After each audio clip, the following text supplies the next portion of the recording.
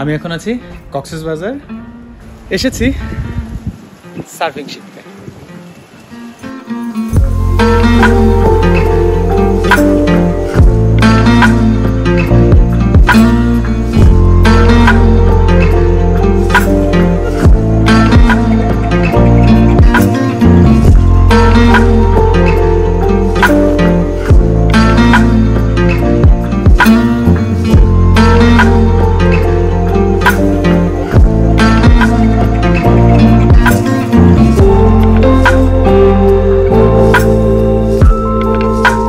আমাদের প্রথম দিনে শুরু হয় সার্ফিং এর প্রাইমারি লেসনের মাধ্যমে।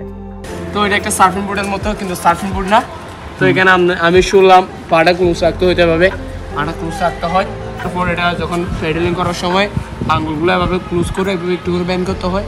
ব্যান্ড করার পর তো প্যারো প্যারো প্যারো প্যারো প্যারো প্যারো প্যারো তো দুই সাইডের মধ্যে এভাবে হাত দিয়ে স্ট্যান্ড আপ, একটা পা থেকে যাবে, একটা পা চলে আসবে। দুধের টাকার পর আমাদের কি করতে হবে, হাঁটুগুলো এভাবে ব্যান্ড করতে হবে। আর এভাবে স্ট্রংভাবে থাকলে আমরা জীবনে ডাইরেকশন আসতে পারবে। হাঁটুগুলো ব্যান্ড করার পর সার্ফিং একদমই অন্যরকম একটা অভিজ্ঞতা। কক্সবাজারে সার্ফিং শেখার দারুণ দারুণ সুযোগ রয়েছে। আমরা আমাদের ট্রেনিং নিয়েছি Surf life saving club Bangladesh থেকে। জানেন কি, এই জায়গাটায় সার্ফিং জনপ্রিয় হতে শুরু করে 2000 সালের শুরুর দিক থেকে। স্থানীয় যুবক জাফর আলম এবং বাংলাদেশ সার্ফ ক্লাব, এই দুয়ের মাধ্যমে সার্ফিং এখন আগিয়েছে অনেক দূর। কিছুদিন আগে হওয়া একটা মুভি নডরাই, সেটার জন্য বানানো এই নডরাই সার্ফিং ক্লাব দেখতে ভালোই।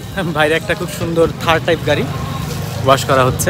2019 সালে মুক্তিপ্রাপ্ত বাংলা চলচ্চিত্র নডরাই কক্সবাজারে সার্ফিং এর সংস্কৃতিতে উল্লেখযোগ্য প্রভাব ফেলেছে। আমি 3 দিন ধরে সার্ফিং এর বেসিক শিখেছি। প্রথম দিন বোর্ডের উপর দাঁড়ানোটাই কঠিন ছিল, কিন্তু ধীরে ধীরে আমি বুঝতে পারলাম কিভাবে ভারসাম্য ধরে রাখতে হয়। মাঝরাতে আমাদের কাজ, এইমাত্র সার্ফবোর্ড নিয়ে আসছে এই যে আমাদের ট্রেনার। থ্যাংক ইউ ভাই। কালকে যদি আপনি এটার উপর দাঁড়াইতে পারেন, হ্যাঁ জীবনে সম্ভব না। না আমি নাইম বলতে পারবে ইনশাআল্লাহ। ইনশাআল্লাহ কালকের ভিডিওতে প্রমাণ হবে ইনশাআল্লাহ। ওইটাতে আমি চাইলে এখনই দেখাইতে পারি। না না থাক, দরকার নাই। সার্ফবোর্ড হাতে আছে। আমি তো আনকোরা সার্ফার, তাই আমার জন্য সবচেয়ে বড় বোট, যেটাতে ইজিলি ভাসা যায়। যাই হোক, এখানে এই যে আমাদের বাকি সার্ফিং বোর্ডগুলো এখানে আছে, আর এখান থেকে আমরা সার্ফিং বোর্ড নিয়ে যাচ্ছি, বিচের দিকে যাচ্ছি এখন। Hopefully this will B a good experience. Ultimate point is, আমি জীবনে কখনো সার্ফিং করি নাই। আমার জীবনে প্রথমবার করেছি, গত 2 দিন আপনাদেরকে দেখাই নাই। আজকে যাচ্ছি, হোপফুলি 2-1টা ফুটেজ হবে। অন্তত এক্সপিরিয়েন্সের জন্য একবার হলো সার্ফিং ট্রাই করা উচিত প্রত্যেকের। এক্সপিরিয়েন্সের জন্য হলো, you will know that you are fit or not. এই জন্যই আমি আপনাকে সার্ফিং করতে আসতে বলছি ভাই।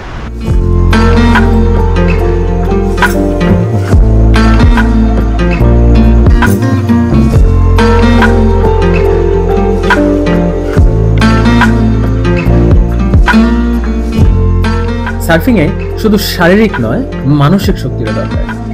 এবং যখন প্রথমবার ঢেউর উপর ভেসে উঠলাম, that feeling was absolutely wonderful.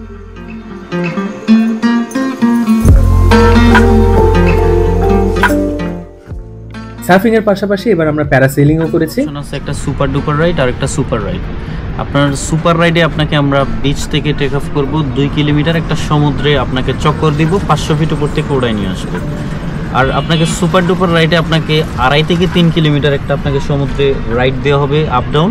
চকচকা রৌদ্র, আর রৌদ্রের মধ্যে বিচে আমরা হেঁটে যাচ্ছি প্যারাসেলিং করার জন্য। এই যে প্যারাসেলিংয়ের টিকিট আমার হাতে।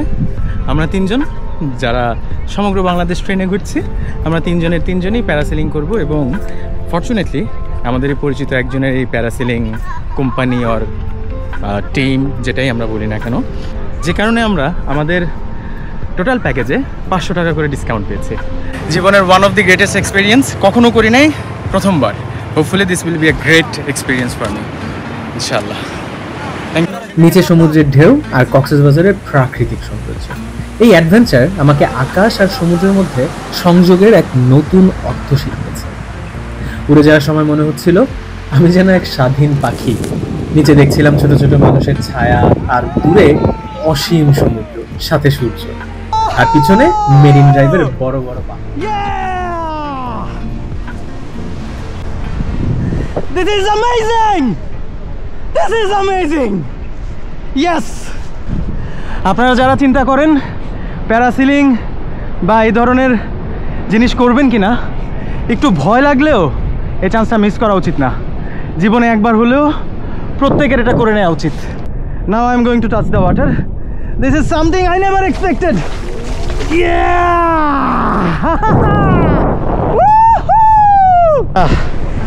এখন আমি 2 হাত দিয়ে আমার বেলটা ধরে রেখেছি ডান পাশে ল্যান্ডিং এর জন্য।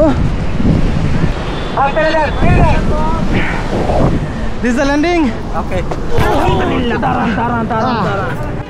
Well, আমাদের প্যারাসেলিং শেষ। আমরা চিন্তা করি নাই আসলে এত সুন্দর এক্সপিরিয়েন্স হবে আমাদের। আমি কিন্তু দেখতে পারি তাকি আসলে চিন্তা করতে পারি নাই যে আমাদের এত সুন্দর এক্সপিরিয়েন্স হবে। বাট উপরে থাকা অবস্থায় হ্যাঁ, তাকে manage a very good discount in our parasailing. The idea was mine though. Yeah, definitely. The idea was his too. We were not willing to do this because we were thinking to do it cheap. We were thinking to have a budget trip, but technically we already spent good amount of money in Cox's Bazar. So we don't know what we will do. But hopefully, this will be our one of the, maybe the best memorable journey. শুধু যে parasailing করে কাটিয়েছি তা কিন্তু না, আমরা সাথে করে নিয়ে গেছিলাম এক বিশাল তাঁবু। এই তাঁবুতে করে আমরা 2 রাত কক্সবাজার থেকেছি।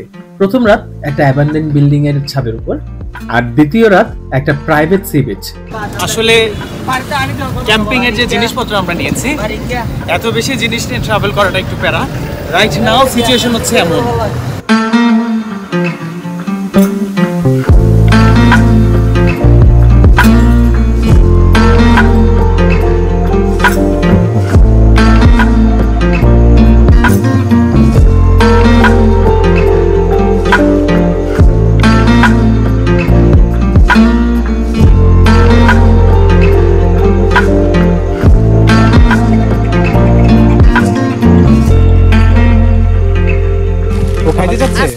বাচ্চাদের না দিয়ে নাকি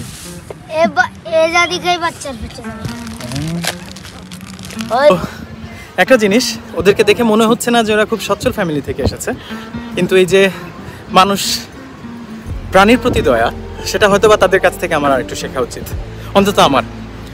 এই জন্যই বের হয়েছি 10 দিন, দেখি জীবন আমাকে কি শিক্ষা দেয়। আরেকটা মজার জিনিস এখানে এসে আমি প্রথম দেখতে পাই, এর আগে আমি কখনো দেখিনি, ওয়েস্ট ম্যাটেরিয়াল দিয়ে এই নৌকা। এটা তৈরি করতে সমুদ্রে ভেসে আসা কর্কশিট গুলোকে সংগ্রহ করে, জং ধরা পুরনো রড আর বাঁশ, এই দিয়ে এই নৌকা তৈরি করা হয়। এবং এই নৌকাটি অন্তত 4 বছর তাদেরকে সার্ভিস দিয়ে যায়। অল্প খরচে রিসাইকেলড ম্যাটেরিয়ালের তৈরি করা এই নৌকাটা আমার জন্য ওয়াজ আ ফ্যাবুলাস ইনভেনশন। এটা কি মাছ টাছ ধরার জন্য না শখ করে? মাছ ধরার জন্য বানাইছে ভাই, শখ করে। লাগছে হচ্ছে দড়ি, নেট আর কর্কশিট, বাঁশ তো লাগবে। খুব সুন্দর রিসাইকেল হয়ে গেছে কিন্তু সমুদ্রে ভাসা সব কর্কশিট না এগুলো ভেসে আসা সব। এই কফি সব পুরাই নিছেন তো? সবগুলো পুরাইছে। কত টাকা খরচ হচ্ছে এটাতে মোট? প্রায় 20-30 মতো বাংলা। 30,000। ওই বাঁশের দাম আর নেটের দাম, দড়ির দাম। বাঁশ, দড়ি, এখানে রড আছে না? রড কি আছে মজুত হওয়ার জন্য দিছেন এটা? রড আছে। এই রডগুলো জমে ধরবে না? এই জাঙ্গর তো ধরবে যে এতদিনকে থাকবে নাকি? কতদিনের জন্য এটা বানাইছে? 2-3 বছর যাবে আর কি। মানে এক সিজন? 3 বছর। 3 বছরের মধ্যে এটা খরচ উঠে আসবে। আমরা আমাদের টেকনাফ টু তেঁতুলিয়া জার্নি শেষ করার জন্য আসলে কক্সবাজার এসেছিলাম। টেকনাফ থেকে শুরু করব, বাট ওভার এক্সাইটেড হয়ে কিছু অ্যাডিশনাল অ্যাক্টিভিটিসের পর ফাইনালি টু টায়ার্ড অবস্থায় যাচ্ছি টেকনাফের দিকে। আমরা কক্সবাজার থেকে একটা বাসে করে মেরিন ড্রাইভের অসাধারণ সৌন্দর্য দেখতে দেখতে, বিশাল বিশাল পাহাড় দেখতে দেখতে চলে যাই টেকনাফের 0 পয়েন্ট। আমরা এখন টেকনাফ 0 পয়েন্টে। এখানে একটা শাপলা চত্বর আছে, যে শাপলা চত্বরের শাপলা ঢাকা থেকে আসতে আসতে ওয়ার্কম্যানশিপের কারণে ছোট হয়ে গেছে। সো টেকনাফ 0 পয়েন্ট শাপলা চত্বরের সামনে দাঁড়ানো, এ হচ্ছে টেকনাফের মাইলস্টোন। টেকনাফ 0 পয়েন্টে কিছুক্ষণ হাঁটাহাঁটি করে আমরা সেখান থেকে জেটি ঘাটের দিকে যাই। আর জেটি ঘাটে আমি আমার জীবনে দেখা সবচেয়ে সুন্দর মুহূর্তটাকে উইটনেস করেছি।